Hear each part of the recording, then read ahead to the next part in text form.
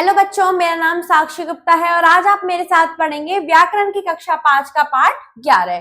पाठ 11 से हम क्या पढ़ेंगे? काल अर्थात टेंस। देखिए, पढ़िए और समझिए। वरुण ने खिलौना खरीदा, राहुल फल खा रहा है, पिताजी कल आगरा जाएंगे। उपयुक्त प्रथम वाक्य में क्रिया हो चुकी है, द्वितीय वाक्य में क्रिया हो रही है तथा तृतीय वाक्य में क्रिया अभी प्रारंभ नहीं हुई है, अर्थात अभी शुरू होगी। इनसे हमें क्रिया के होने के समय का बोध हो रहा है और जिससे क्रिया के होने के समय को हम ज्ञात कर सके वह काल कहलाता है।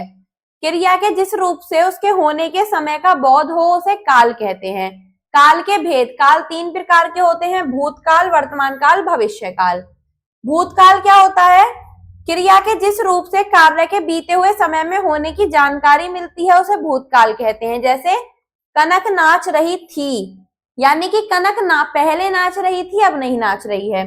बालक खेल रहे थे, ऐसे ही इससे हमें क्या पता चल रहा है कि ये वाला काम पहले हो रहा था। उपयुक्त वाक्यों में नाच रही थी और खेल रहे थे शब्दों के क्रिया के बीते हुए समय में होने का बोध कर रहे हैं, अतः ये भूतकाल के उदाहरण है।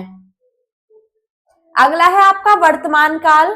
क्रिया के जिस रूप से कार्य के वर्तमान समय में होने का बोध होता है उसे वर्तमान काल कहते हैं। माँ खाना बना रही है, छात्र पढ़ रहे हैं। उपयुक्त वाक्यों में बना रही है तथा पढ़ रहे हैं शब्दों से क्रिया के वर्तमान समय में होने का पता चल रहा है, अतः ये वर्तमान काल के उदाहरण है। अगला है भविष्य काल।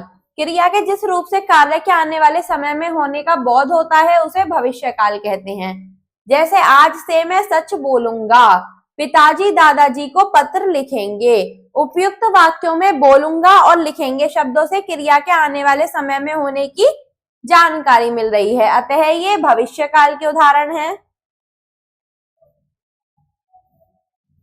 हमने क्या सीखा कि क्रिया के जिस रूप से क्रिया के होने के समय का बोध हो उसे काल कहते हैं। काल के 3 भेद होते हैं: भूतकाल, वर्तमान काल, भविष्य काल। इसमें देखिए, बीता हुआ समय भूतकाल, चल रहा समय वर्तमान काल और आने वाला समय भविष्य काल। आइए करते हैं इसके अभ्यास। काल किसे कहते हैं? क्रिया के जिस रूप से क्रिया के होने के समय का बोध हो उसे काल कहते हैं।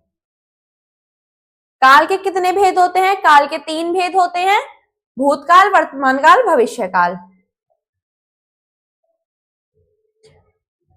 बीते समय का बोध किस काल से होता है? बीते समय का बोध होता है भूतकाल से। भविष्य काल में किस समय का बोध होता है? भविष्य काल में आने वाला समय। सही विकल्प पर निशान लगाइए। क्रिया के करने या होने का समय का बोध क्या कहलाता है? काल।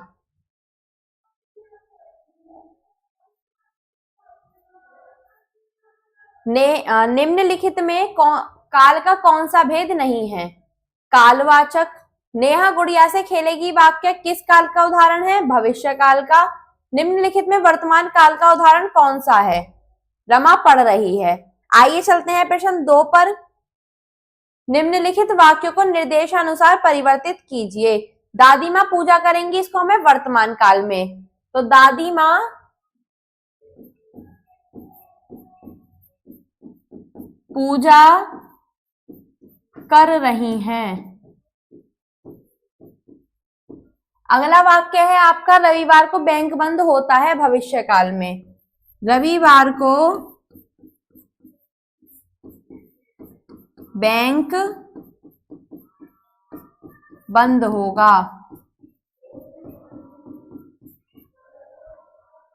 पिताजी खाना खा रहे हैं, भूतकाल में। पिताजी खाना खा रहे थे। सुगंधा ने निबंध लिखा, वर्तमान काल में। सुगंधा निबंध लिख रही है।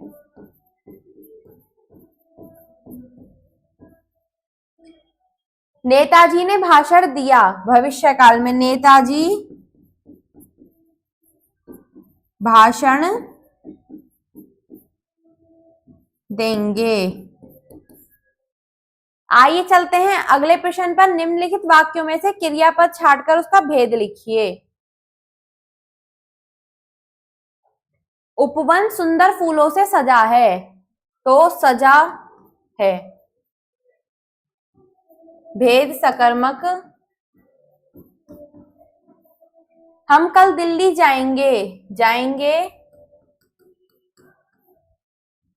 सकर्मक। सुबह से वर्षा हो रही है, हो रही है सकर्मक।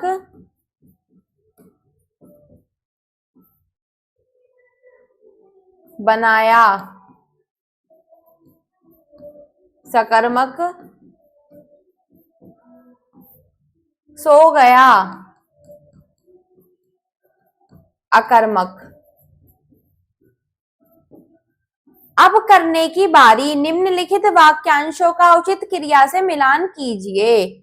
आंधी में धूल उड़ने लगी, बिल्ली चूहे की तलाश में घूमने लगी, अमृता सितार बजा रही है, सूरज शाम को डूबता है, हवाई जहाज आकाश में उड़ने लगे।